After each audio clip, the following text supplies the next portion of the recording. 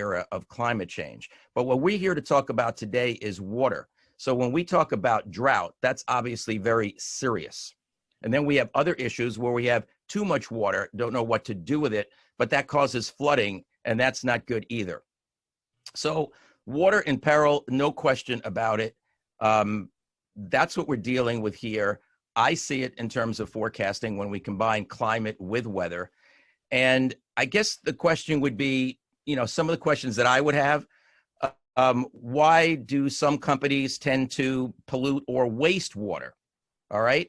The general public seems to take water for granted, and that's very dangerous right now. And we seem to be underprepared for the extreme events that I'm talking about. So those are some of the issues that I'm noticing. And first question that I would like to start before we get into the more technical aspects of what all of you can add to this discussion is, why do you think it's difficult for people to understand that we actually have a situation of water in peril? It could be anybody who wants to contribute. You can just plunge right in. I'd like to go first. Sure. So I think there's a underlying theme of perception across multiple stakeholders. Just looking at humans alone, human activity, human behavior. What you touched upon, I feel, has to do with the fact that we're quite disconnected from our interaction with water in its basic sense, in the sense that even if you've got access to it, never mind the fact that 2-3 generations before you didn't necessarily have it, but let's say now you have it, and the fact that you just open a tap and it's there, sort of creates this barrier between self as an individual and user of water and the substance itself. So that's, I think, on the side of the consumer. And I think in terms of industry, it might also have to do with the fact that there's in a similar sense with the consumer, an apparent disconnect with how water affects even down the value chain in production of specific items, let's say food items or tools, you name it. So because of those gaps in perceptions as to how things connect, that may be where the bigger challenge is. I wonder if I can continue, and I hope you can hear me now. We can. Yes. You can? Oh, that's great. Well, good evening to all of you, and it's lovely to be part of this, so thank you for the invitation. To add to what Poncho has said, let me add another dimension. I think one of the core issues is that we live in an incredibly unequal world. And it's incredibly unequal globally, and there are no places in the world where there's reasonable equality, save 5 or 6 countries in the world currently. And even at a subnational level, that inequality continues, and it's a paradigm that's been built for the last 200-300 years. The net result is that the people who make the big decisions are really not at the coalface. And we're part of that group of people. We have layers and layers of insulation so that no matter what happens outside us, we're probably last in the line to realize the effects, whether they're droughts, whether they're floods, whether there are any other kinds of natural disasters. And this level of disconnect is one of the major reasons why there are not shifts in where we're moving to where we're supposed to be. A second reason around this is that we are heavily invested in a particular kind of economy. Now, it's quite recent because this paradigm is 60 to 100 years old, but each of us around this table are, without knowing it sometimes, are personally invested in the fossil fuel economy actually thriving. So one of the big shocks that have happened in the last 4 months has been the oil price. And that has seen a reverberation in people's pension funds, in their savings schemes. So even those who are hyper aware of the problem associated with climate change find themselves on both sides of this coin. This is part of the reason why we can't see the shift. This is in spite of the fact that nobody really needs to be convinced anymore. Because if you look at something like the World Economic Forum Global Risk Register, for the last decade, every single year, the water factor has been one of the top 5 risks in the global economy under the banner of water crisis. In addition to that, in the last 5 years, the top risks have been a quartet, and that quartet has been a climate change quartet. It's about our inability to react to the climate change situation in the world, both with adaptation and mitigation. It's been biodiversity loss. It's been natural disasters in addition to the water factor. So I think all of this contributes to where we currently are. I'll pause there. Okay. That's excellent. Any other contributions to this specific question?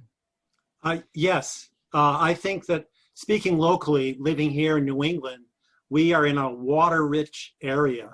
So, I mean, our towns were built along rivers like Waltham and the Mills and stuff. So we have this sense of just an abundance of water. And then technology has separated us from the water cycle, the natural water cycle. So we have a faucet and we always turn it on and it's always water coming out of it. And if we had a well out there, we would notice that we were lowering the bucket lower and lower, but we don't do that. And the same thing with our lawns, because they're fertilized, the roots are on the surface, and so they need watering. But if we didn't fertilize them, if we let nature do its thing, the roots would go down and develop soil, and then you can let your grass brown up in the summertime. So we are separated from these natural cycles. Can I add something to that? I like sort of, it's building up to sort of what I wanted to say, but the disconnect word is really key for me, because as Ponzo was saying, the disconnect from nature, the disconnect from water, our value system, you know, it's not just technology, right, Rob? Because there are people who are not living with high technology, but it's the value system as a whole in society, which is connected to the gentleman who was talking about the paradigm with the haves and the have-nots, right? We're not placing value, we're not teaching our children per se, or not, maybe some of us might be, but it's a disconnect with nature. But it does have to do with technology. You know, more technology, more dependence on fossil fuel. People disconnect from the value and the beauty of that connectedness with nature and water, because you can't really value something if you're not near it, right? If you're not near and accessible to the water points and see what it does to you in life. I think it really has to do with this sort of push and pull between the urban life and sort of, because if you meet people who live out in the countryside, they have a closer connection to nature, right? So that they take more care of it. So it's this disconnect from nature, I think, has a lot to do with it, with what we were doing. So let me ask you a question. How do we get people to see the more direct connection between water, nature, ourselves, and our planet? How do we do that? If I can weigh in, Javi, Sure. let me talk about some of the things that are happening in different parts of the world. I come from a research agency in South Africa, but I also carry a hat for something called Human Right to Water, which is a global NGO, and the Water Policy Group. And there are examples of this all over the world. One of the initiatives that I've already seen impact around is something led by the WWF, and it's called the Journey of Water, where people are physically walked through the water system. Now, where Poncho and I live is a very metropolitan area. In fact, it's the merge of 3 cities into one. It's called the Gauteng City Region Complex.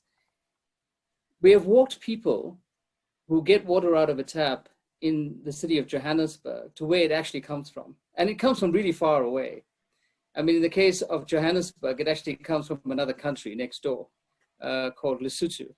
So the Journey of Water concept, using social media platforms and other platforms to give publicity to that, does have an impact on people's understanding around this. The second thing is that natural disasters can play quite a pivotal role. So one of the really catalytic factors in the last 5-6 years in the Southern African context has been a drought. And that drought has been severe. It's been our most impactful drought in more than 120 years.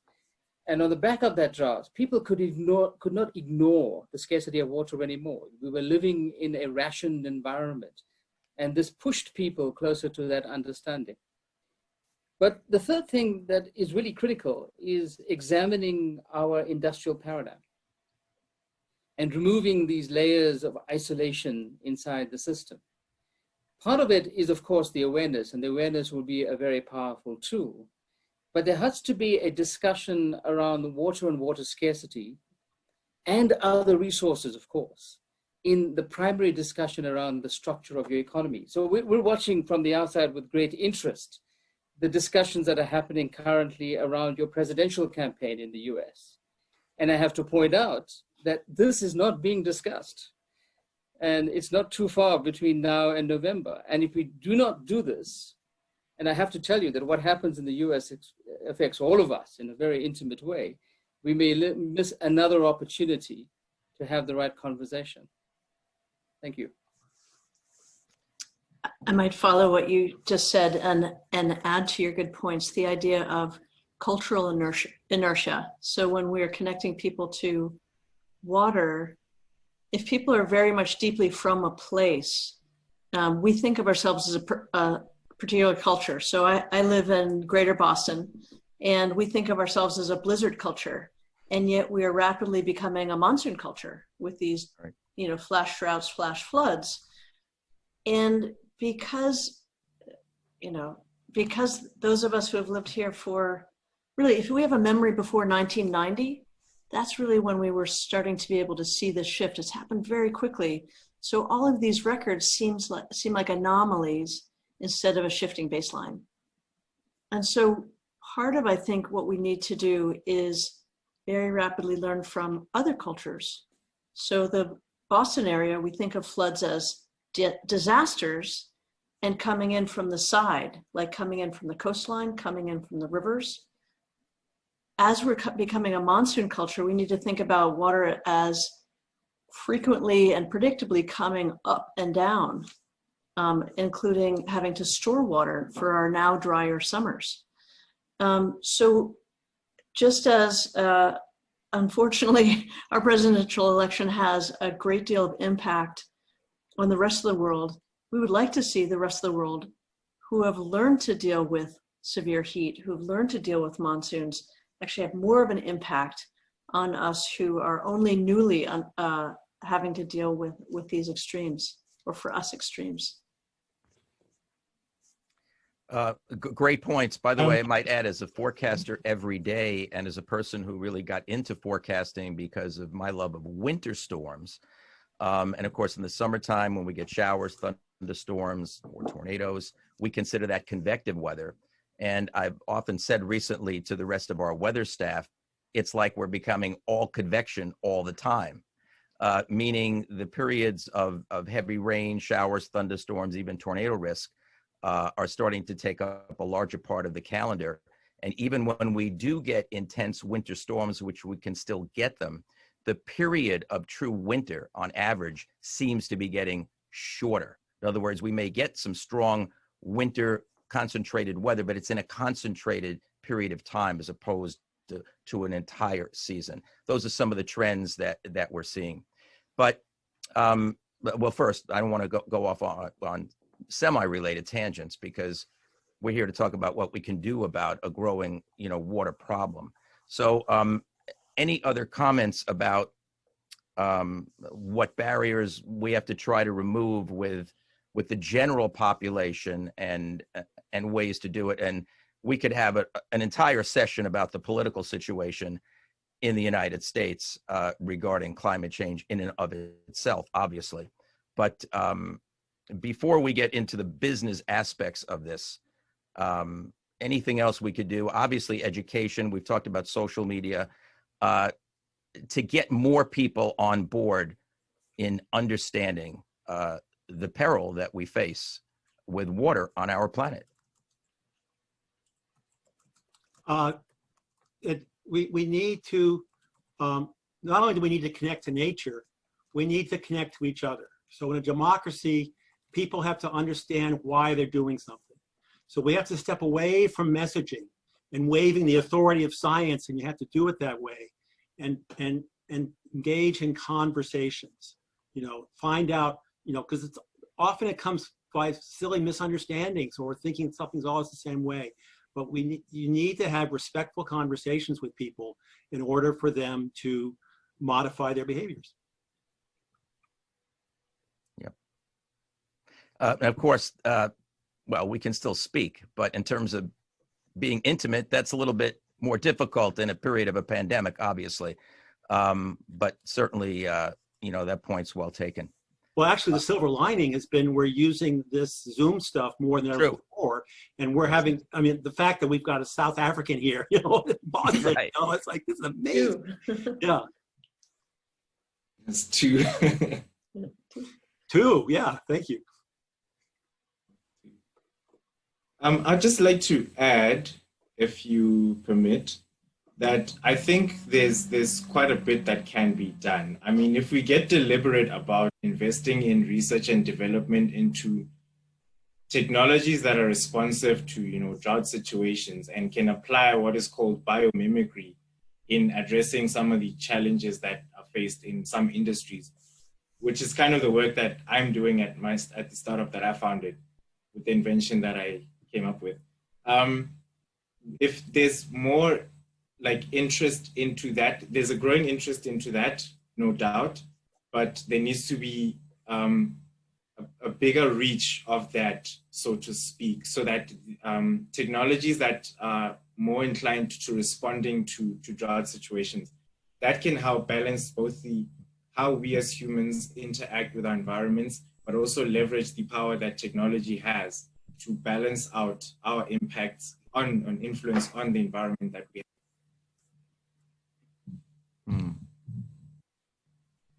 Okay. Well, maybe add to what you just said, Ponso.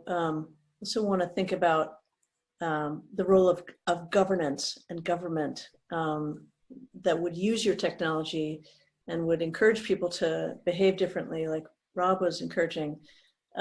As I've looked at climate preparedness, the countries that are doing it best are either social democracies or dictatorships. Not that I am pro-dictatorship for sure, but it's the fact that that water crosses and drought crosses political boundaries, and there needs to be centralized actions, whether imposed or supported. And the United States, just as we're seeing in COVID, which is a collective action challenge, we're not set up to focus on climate any better because we are so diffuse and so libertarian in our political culture. And so I think it's not just having the solutions, but also having the buy-in of the people who need to make those changes, whether it's conservation or higher taxes or whatever. And unfortunately, the US is falling flat for the moment in this kind of challenge. Julie, I have a quick question for you. When you mentioned that some of the authoritarian or dictatorship countries actually are doing somewhat better, again, I don't want to get too political, but currently here in the United States, where we have somebody who is acting more like that than somebody who's, part of a democracy, but yet that's working in complete opposition to the battle against climate change. I would call this nihilism, or kleptocracy, not a dictatorship, honestly. This is, but I would, so for example, Singapore or China, where they have a clear central focus, they actually believe climate change is a concern. They can move their populace quickly. They centralize funding and go ahead and do it. What we have right now is an authoritarian populist who is not interested in governing, just as a description. So I'm going to sort of stop there. This is going on a little bit more now in the United States, and I don't want to, make this too much about just the United States because we've got the world represented here. But what do we do about some people that just don't either accept science, believe in science, don't seem to learn about science? What do you do about that? Because this all does, you know, in some way come over to that. The more you're understanding science and also understanding that science evolves over time. So you need to understand the concept of science and the concept that it evolves. How do we get more people to truly be willing to understand and learn about science? Let me have a go, Harvey. I really enjoyed Julie's comments there, actually. And let me say that one of the things that has to, we're living in a difficult space. I mean, one of the terms that is being used quite frequently now to describe this era is a post-truth world. I have no idea how to interpret that. But what is happening in the science world, and many of us around this table are from that, is a recognition, maybe an uncomfortable recognition, that science has to produce more than the knowledge. It actually has to become part of that public discourse around that knowledge and the dissemination and the understanding of that. And there are several organizations around the world, including my own, that have now started making investments in that domain. The whole notion around knowledge-based decision-making, around science literacy in the world, clearly is something that we have to invest in a lot more than we did before, because I think for a while we took it for granted that if something came out of accredited laboratories, that people would accept that and would move around that paradigm. We're living in a situation in the world where the scientific truth is actually inconvenient for a large number of players.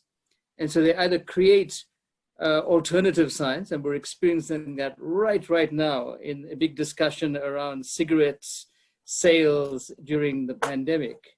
And we can see how powerful it can work in both directions. So I think we have to be alive to that and alive to the fact that the scientific community has to reach out a lot more. But I want to return in part to what Julie said around the governance, because I think this is a really critical issue. Because another thing that is happening in many countries in the world now is a re-examination of their legal regimes. You know, one of my colleagues in the States who's part of something called the Water Policy Group, and I'm not sure I can mention her name because she may need to be quiet for a while, is currently working with a bunch of people on a paper around exactly that, using water as an example of how to organize for the democratization of the management of water. Because, you know, we come out of an era that was dominated from the 60s to the 90s by a technology control. Humans off, technology will manage the water system. And we are rapidly realizing that that doesn't work, because it contributes to people not understanding very simple things like where the water comes from, but also makes them quite powerless to react to things because it's automated in some kind of central repository. So the governance that Julie's talking about has to organize itself around the democratization of water. And there are a couple of sessions next week in World Water Week at home, because Stockholm is not happening physically, that are actually unpacking this issue in various ways. And I think folks should have a listen in. But the last point I want to make in this domain about how to get people to engage the science, not just listen to the science, is exactly that. And part of what we are investing in quite strongly in Southern Africa, and not just South Africa, is organizing for the concept of citizen science to have a lot more profile than it has had before, where people don't just listen to the body of the white-coated guys, and it's usually guys, unfortunately, but actually become part of that larger scientific team that is contributing to the knowledge, interpreting that knowledge, and managing to organize for the people closest to them to be able to use that knowledge. And one example of this is, in fact, Ponzo. I mean, I don't know if Ponzo told his story, because I wasn't on audio at the time, but we picked him up when he was a schoolboy. And he was one of those really enthusiastic youngsters who applied himself very early. In fact, he's a recipient of the Junior Water Prize, the Stockholm Junior Water Prize, when he was in school. And we've kept him on this path, kicking and screaming sometimes, I have to say, around organizing for that to become a mainstay of his contribution. Unfortunately, there are far too few Ponzos. So part of the work that we have to do is to create the space so that you don't have one poncho on your screen, but in your next chat, you'll have 10 of them. Thank you. Yeah, this is great because, you know, we can't solve the global water problem, right? And especially not in one conversation. And it's really overwhelming when you talk about sort of the global paradigm on water and democratization and, you know, politics. But what I can tell you from my perspective is the way we decided to approach it with a small little organization in Boston was that coastal stewardship was so integral to it. Doing the citizen science, that's why I'm shaking my head when I'm listening to you and all of you, is citizen science. Like, there is nothing that equals taking 20 kids out on the water, enjoying kayaking or sailing or picking through the, doing a waterfront exploration and discovering marine species right on the urban landscape. I mean, there's nothing that equals that, because now what you're doing is you're fostering a whole generation of marine conservationists, right? And the way that we're going to change, in part, that paradigm, because it's really overwhelming if we want to think about changing the politics of it and the fossil fuel industry and how that's sort of damaging our whole earth and ocean. But one way you could do it is starting with the youth, and sort of, these are kids who live surrounded by water. We live in East Boston. East Boston is an island, and yet they haven't had the opportunities because it's not part of the curriculum. You know, this incredible coastal science, we live on the harbor, and yet it's not really very integrated into the existing curriculum. Neither is climate change. So I was shaking my head when you were speaking, because it's one little way, maybe minuscule way that we do it is by fostering the stewardship from the ground up. And hopefully some of these kids will go on to be marine conservationists, ecologists, and, whatever, maybe design, like Ponce, right? Maybe design this incredible technology to build a whole generation of young people in South Africa, that now are interested in developing better technology and helping the ocean. That's great. That's awesome. I think that's a great key to moving in the right direction, for sure. I think we should also turn a little bit now to see how can the business community, or ideas turned into business, that also addresses the responsibility of our relationship to the planet, and of course to all of us and each other. In other words, what businesses can be or are being developed to try to address the issue of water in peril, while also respecting, what we're trying to accomplish here, all living on the planet and having the planet be here and be in good shape for our kids, grandkids, and future generations to come. Yeah, that's kind of two questions. One is, what can businesses do to reduce their water waste? And then there's the new technology side of that. Yes, you said it much better than I did. I'm just going to answer the first one. Okay. And that is, it's really exciting to see businesses getting everyone from the shop floor to the executive to try to think of ways to reduce their carbon footprint, to reduce their water waste. So we see in Walmart where they had different divisions getting together and figuring out that, well, it started with a guy saying, a river rafter saying, let me show you. He took a toy truck, and he reduced the packaging by 20%. And all of a sudden, the Walmart found they could transport 20% more trucks for the toys, and so they were saving money. And so all the different sectors have, and it's really exciting that what industries are doing, and they're getting reinforced by financially, and it's also great community relationships. So when Frito-Lay improve the fuel efficiency of their trucks, then all the truck drivers wanted the new trucks because they could drive them to the elementary school and show off their toys, and employment opportunities increased at Frito-Lay because they were doing something socially meaningful. Good example. I'm going to maybe have a systemic example again, which is a lot less realistic than Rob's, but I think one of the core challenges we have is the idea of a discount rate. So this is more economics than business, but the fact that when businesses make decisions and they have to answer to their stockholders to make the most profit possible, they discount the future. And so any decision that is about preventing future climate change actually ultimately has a value of 0 if you go far enough out. So this is such an existential challenge for us that has happened so quickly that we need to change for sure, once we change the levers of economic power and political power, the specific examples like Rob gave will come quickly and abundantly. But as long as we see the environment as an externality, we see community and childhood education as an externality, we see natural resources as having no value when they're in the ground, not being used, smart people are going to do the wrong thing based on that economic system. So that is completely not a realistic statement, but it speaks to actually how challenging this problem is, that we're talking about global commons challenge. And as long as we are competing economically as opposed to collaborating economically for our life support system, we're going to be bumping up against our own financial limitations.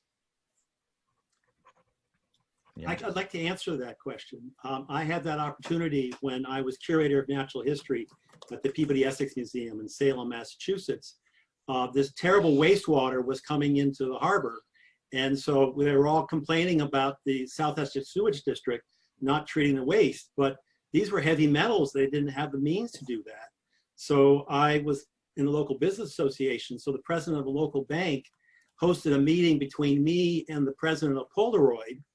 And I brought the tea set from the museum, served tea, and the slides of what a beautiful natural resource the region was, and asked him if he could find a way to not, that we all live like this place, could you not be polluting that?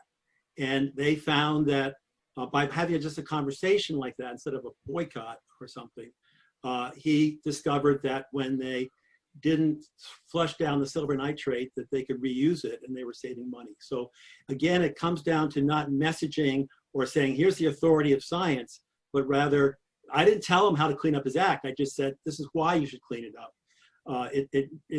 We need those kinds of conversations in a democracy to move forward.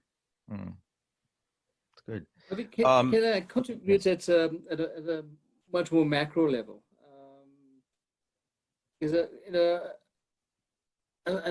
I think that we need to engage what Julia's put on the table, and there are ways to do it. So one of the things a lot of the world is currently busy with is trying to work out their stimulus packages to get through the global pandemic, and then hopefully organize for the building blocks of the post-COVID economy. Far too many economies, including yours and mine, are organizing themselves to continue to shore up the grandfather industries inside our system, because these are the major players in the system currently, and they're taking back the sustainability agenda several years. And this is going against the political statements being made by exactly those same people around build back better, build back greener, because these are the words that are currently being used. In fact, the only stimulus package currently that has a vivid demarcation for investing in the green economy is in fact the European Union. I mean, there are some difficulties about how that will eventually be implemented, but they have put 25% of the stimulus package aside to say this is specifically ring-fenced for a greener world, and the direct investments will be in green-based economies. And this is really, really critical. I know, and many countries in the world may be losing a very important opportunity right now to give the stimulus to organizing to see us in a completely different space. And we're also losing sight of incredible market opportunities. And let me give you one that we're currently working on. And the we is a global consortium. Our own organization, the Water Research Commission, is a partner, but we're all organizing with various countries under the banner of the Gates Foundation around something called Reinvent the Toilet. And this is about non-sewage sanitation. Now, 2/3 of the world currently needs a service around sanitation, and waterborne sanitation is not going to do it. One, we don't have the water, and two, the capital expenditure associated with conventional sewage is really high, and actually it's as far away from green as it's possible to be.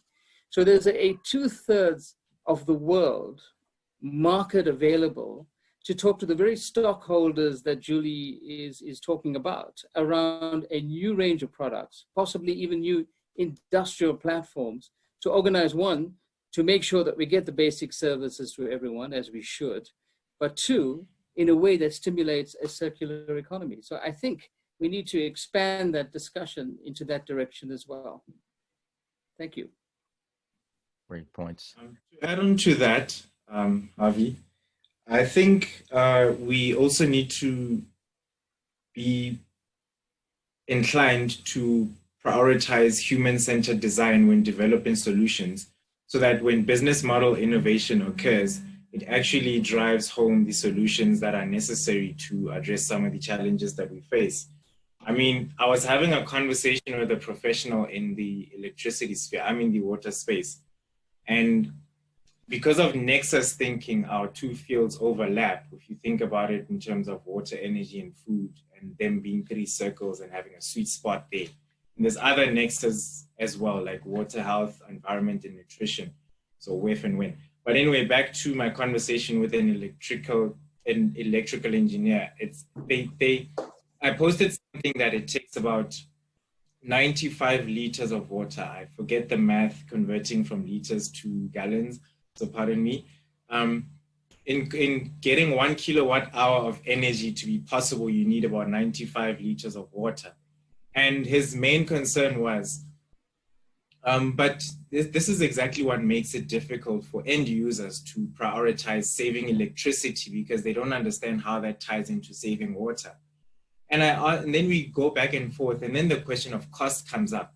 But have we assessed this at a unit cost level? How much does a kilowatt hour cost in terms of electricity, and in terms of water, how much does that cost? If you can break it down to that, can that not be communicated to the end user so that, I mean, if you think about it, it's business, whether it's an industry trying to cut down costs on what they spend on their resources, or an end user trying to cut down costs on what they spend on what they need to consume. So that, I mean, it also ties into better financial decisions and so forth. Like, our whole lives around water, we might as well just break every, cent to a drop of water, so that maybe in turn, that's at least what I think. Yeah, so that we don't spend time. Okay. Any of you, through your great experiences and education, aware of some businesses or business models that are doing things the right way, or a positive way, where they can benefit in terms of business, but also it's a plus in terms of the environment and water and peril issue?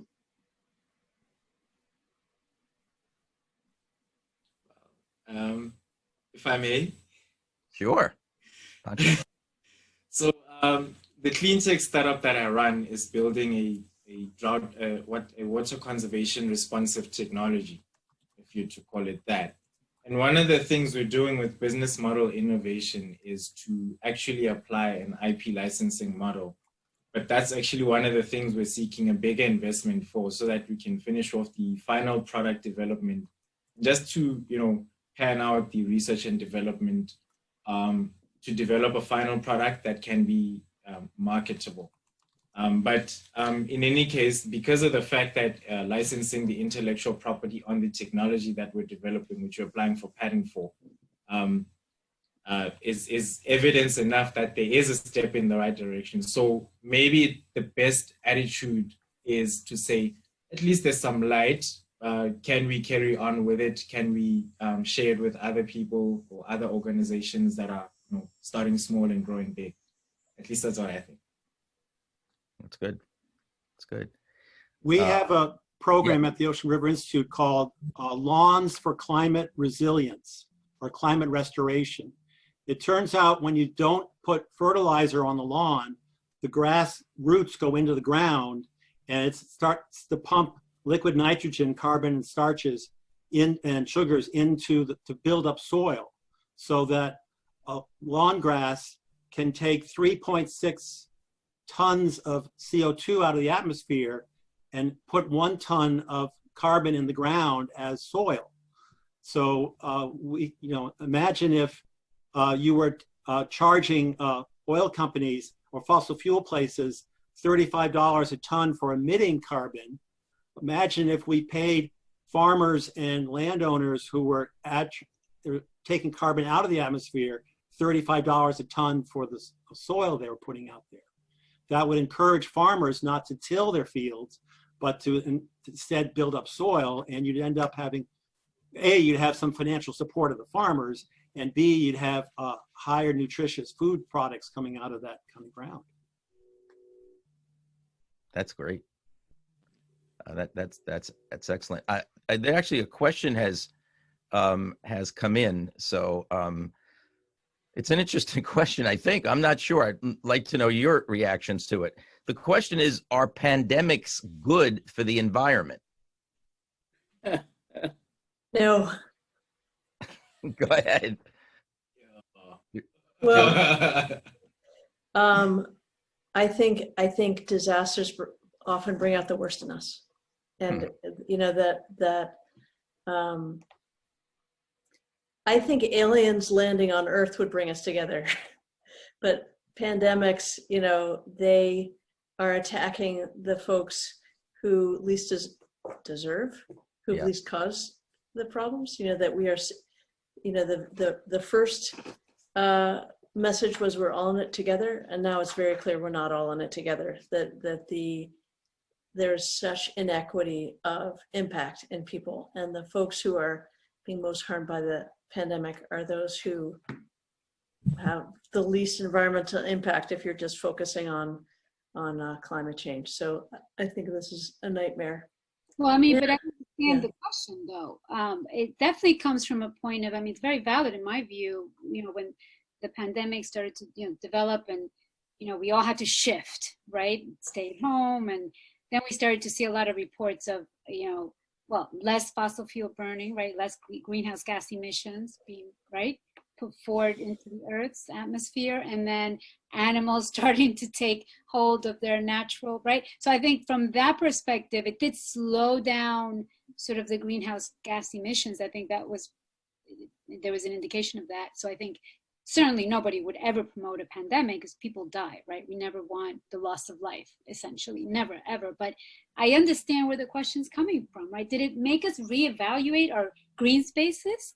Did it make us reevaluate the way we work? And maybe people connected with their children through the pandemic, that they it's a dichotomy, right? Clearly, no, pandemics are never good. So to answer the person's question, but there was an unintended silver lining in some respects to slowing humans down that we never would want to achieve through this means, but it did make, I think, society reevaluate a lot of things.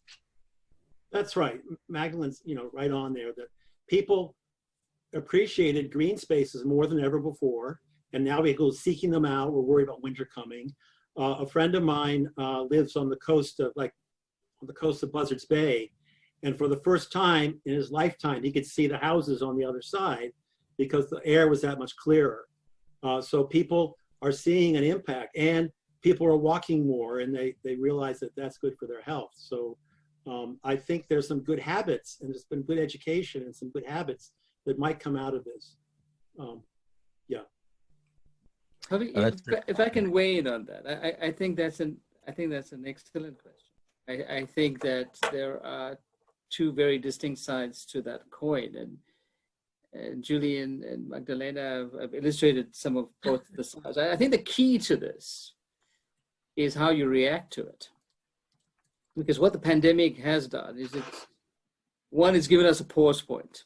And frankly, all those pictures we've seen of wildlife returning to urban domains around the pollution levels in Delhi and Beijing dropping to levels that have not been seen for about 20 years, tells you what is possible if we change the way we currently do things. We could live in that kind of atmosphere permanently without a pandemic.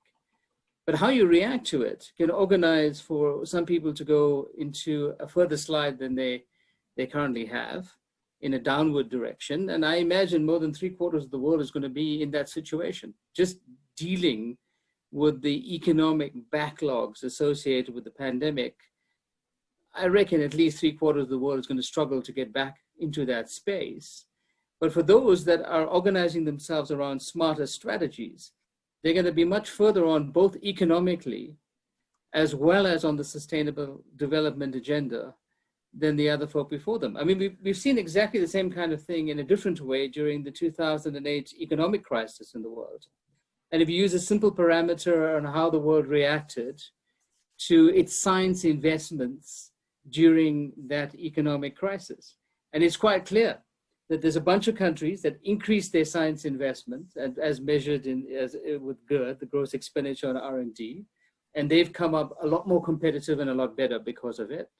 Those that didn't change very much and they had a very stable trajectory out of it, and then the larger bulk of folk that cut down on their R&D funding during that crisis were all, without fail, worse off for it. So the pandemic represents a very difficult opportunity, but it is an opportunity nevertheless. One should never waste a good crisis.